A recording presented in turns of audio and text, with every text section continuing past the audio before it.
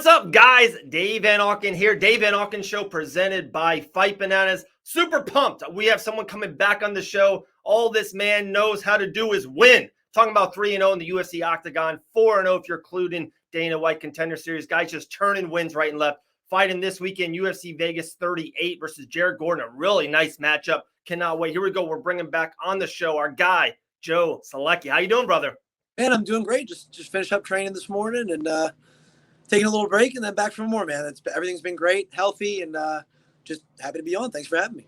Absolutely, man. That's probably one of the most underrated things. I don't know if you seen it a couple of days ago. News is breaking. Darren Till tore an ACL 9 weeks before. But You have this beautiful date. You have a circle. Maybe you like the opponent. Maybe you like the matchup. I hear shit all the time of fighters be like, man, I wasn't 70%. I wasn't even 60%, but you signed up for something. Hey, it's a payday. You maybe still think inside you can get the job done.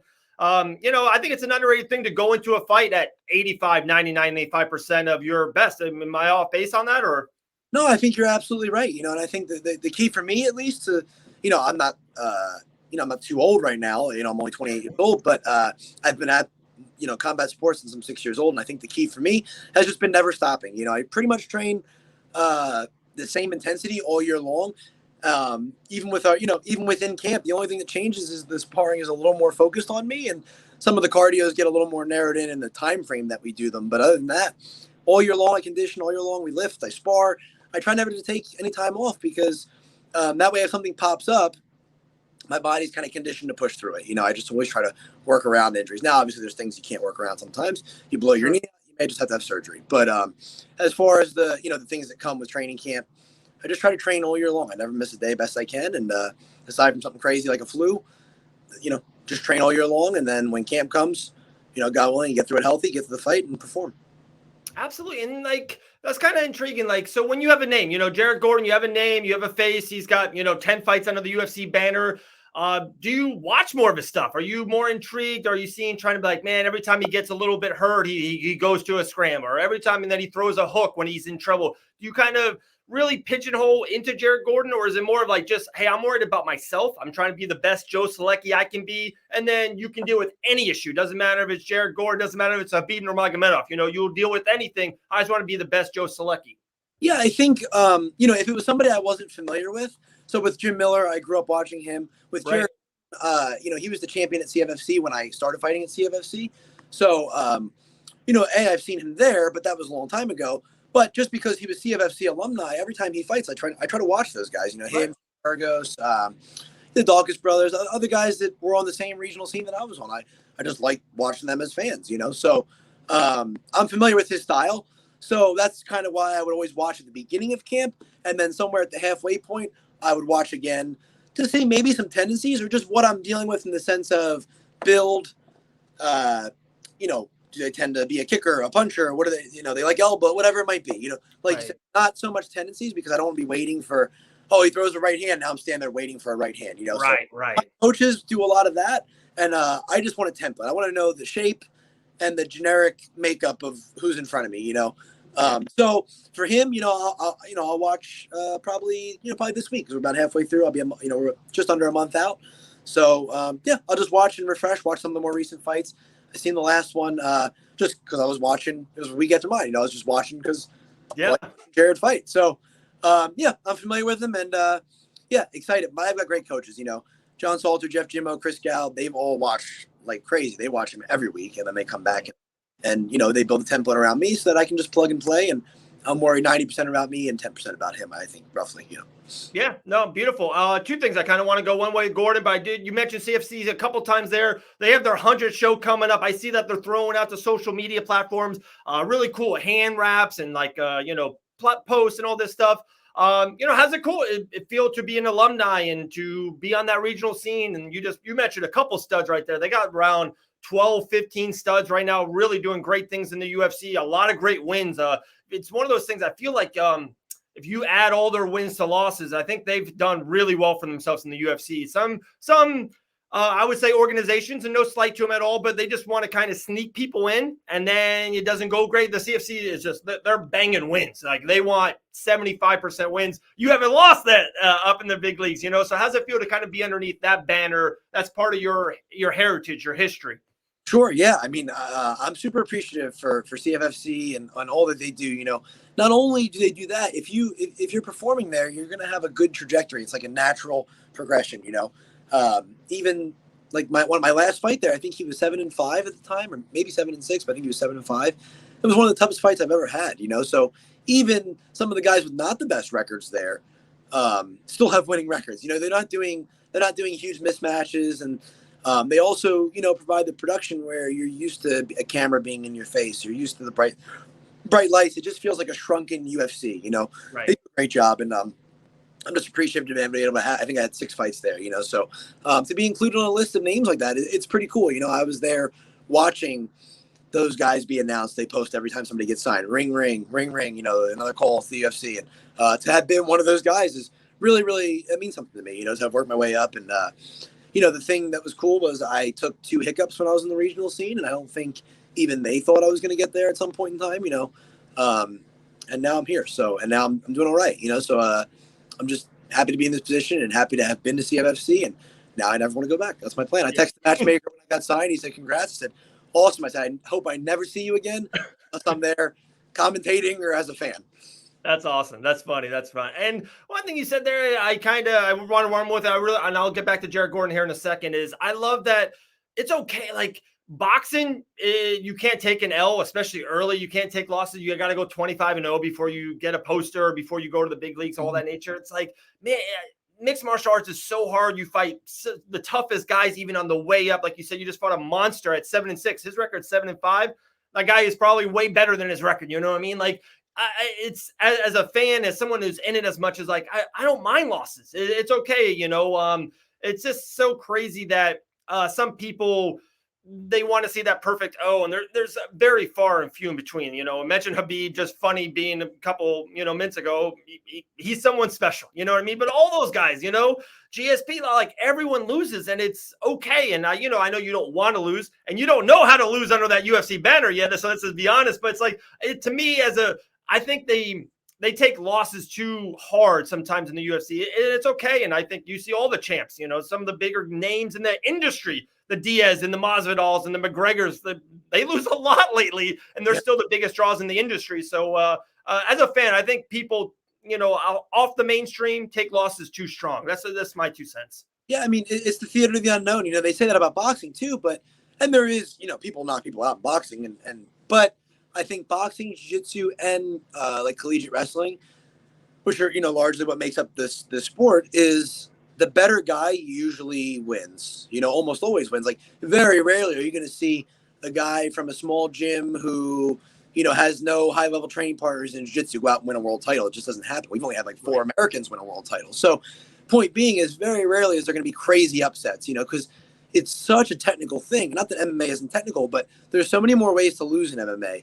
And I think that's why, and the little gloves, there's such little margin for error that sometimes the best guy doesn't always win, and that's what we always have to keep in mind going into fights, is that we have to all be aware of our own mortality. At least that's what works for me, is I've got to go out there and fight this guy, knowing in the preparation that what can happen, but not worrying about it when I'm in the cage. Meaning, if I'm trying to hit this guy, I'm going to have to be in an area where I can be hit back. And that's what's different about this sport. Is in boxing, you might get hit back, but you're still in a good position. I might have my hand up in MMA. I might get through the glove. So that's the difference. Is we have to have a lot more courage to be in the line of fire, because the line of fire is a lot more dangerous with what we're doing. It's like in boxing and big gloves, it's almost like they're shooting paintballs and we're playing with real bullets, Absolutely. I'm going to steal that line. I like that line. I might steal it. All right. Yeah, it's fine. Yeah. One thing. Okay. So back to Jared Gordon. He's got a big name. He's got a really big name. Been around the industry for a while. I remember when Fight Island and everything was so close and the pandemic was so on. He was really in the limelight on that whole ESPN thing about the whole Fight Island and the mask. And he had COVID for a little bit and didn't. He was with Dana. It was like this huge thing. And it was like, wow, Jared Gordon's name's blowing up. And so, you defeated Jim Miller, someone you previously mentioned. He's got a great name, a borderline UFC Hall of Famer. The man's been around forever, a ton of wins underneath that belt. How's it feel to kind of fight another big name here in a row? And do you think this is great for your name? Like if you get this win, or when you get this win, you take all that momentum and then be like, okay, I got Miller here, I got Gordon here. Could be a great run for you.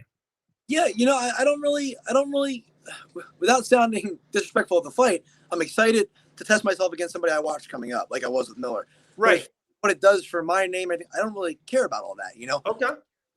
I hopefully in my mind have gotten good enough to where I can beat somebody that I looked up to on the regional scene and has been ahead of me experience wise and been in the UFC longer and all that. That's what I care about, is for me to show to myself and my coaches, like, look at what we're doing, and that my family.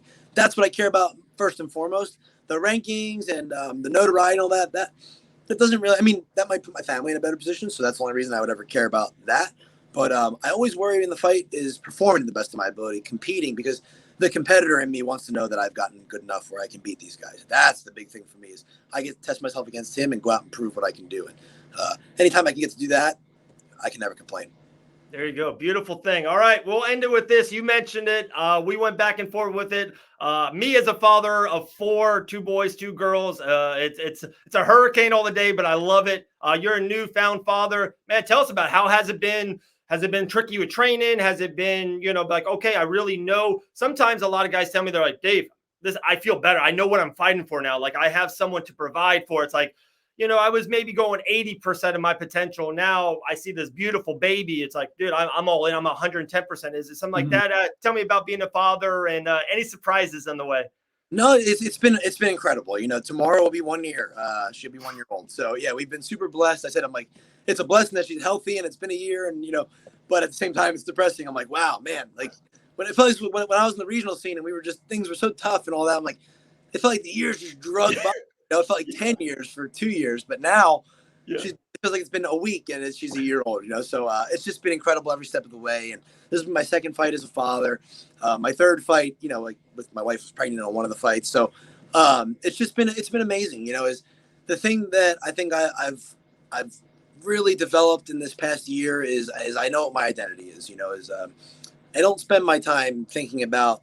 I spend my time thinking about fighting still. I'm in the car a lot, traveling, training and stuff. But I spend my time thinking about what it means to be a man, what it means to take care of my family, and what it means to put a body of work out there just in life that my daughter can be proud of, how I'm showing up to work every day, how I'm doing at home and all that stuff, and how you do one thing, I really think, is how you do everything. So it's just stepped my game up in everything, and I've always tried to be the hardest worker I possibly can be.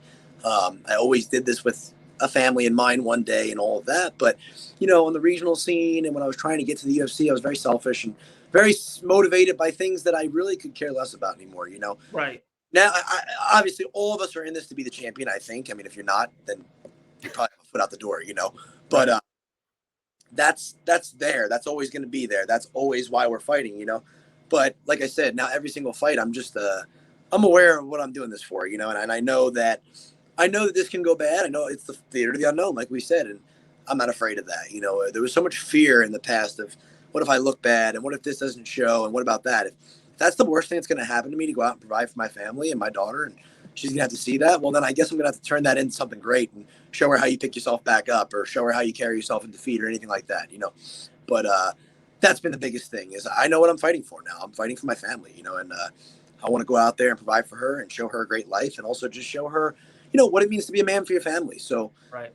By showing up, making the walk on October 2nd, and going out there and fighting tooth and nail for every position to get that win, that's how I show that, and it makes it very, very easy with training to clock in and out. And there is no, I don't feel good today. I always train no matter what. But in the past, maybe you chalk it up to, I'm just off today. My timing's off.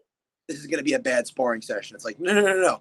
I have that anchor now to get back. In the Miller fight, between 2 and 3, it was 1-1, and I was like, literally, she popped into my brain like something out of a movie where you're like, oh, that never really happens. It really happened, and that's really cool for me. It's like my little anchor. I recenter that way. I just think about her looking at me, going, pointing, going, dada, and I got something to fight for, and I got somebody to go back home to, in her and my wife, that you're like, it's unconditional love, and that's amazing too. Is I think people think you always need to suffer in fighting. You need to suffer in training. I don't need to be suffering at home. I don't need to be suffering in life. I need to be. I'm loved, and that makes me very, very dangerous, I think. So, long-winded answer of saying I'm super blessed, and just never been more centered and focused on what I'm fighting for. Ah, beautiful, man. Beautiful. Great answer. Loved it. Like I said, man, I'm a huge fan of you. And it's crazy you mentioned it. Yeah, time flies. Like the kids just make the time fly. I remember like 25 or 24, no kids. And it's like a year would be forever. It's like, man, Thanksgiving and this. And it's like now with 4, we got T-ball and we got dance and we got this. It's nonstop. And then the UFC, the fighting thing is just so quick. It's like, I don't know how if you feel this at all, and we'll close on this. Like it feels like since the pandemic, and then that Jacksonville show, and then Fight Island, and now ESPN Plus is just blown up, and Contender Series, and then Fight Pass stuff. It's just like crazy. It's like the fight game in the MMA world to me has exploded in the best way possible, and it's just great. It's just hopefully it's more opportunities for guys like you, guys under you, the regional scene. Seems like everyone is more. It's bigger. It's more, and there's more opportunities for a lot of people.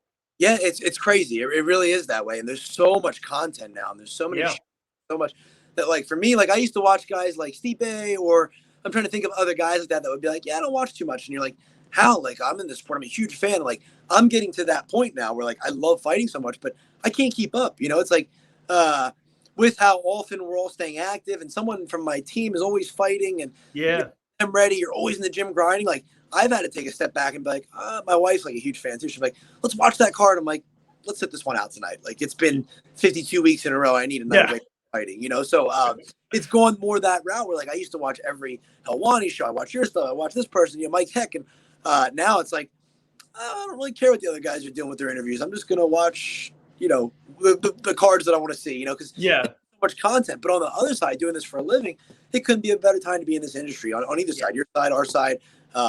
And you guys make the world go round for us with that. So it's been great, and more opportunities. And I really think we've got a lot of mainstream attention too, because when everything wasn't on, people discovered how great fighting is. And now, even though stuff's back on, we've kept that audience, and it's been awesome. Exactly.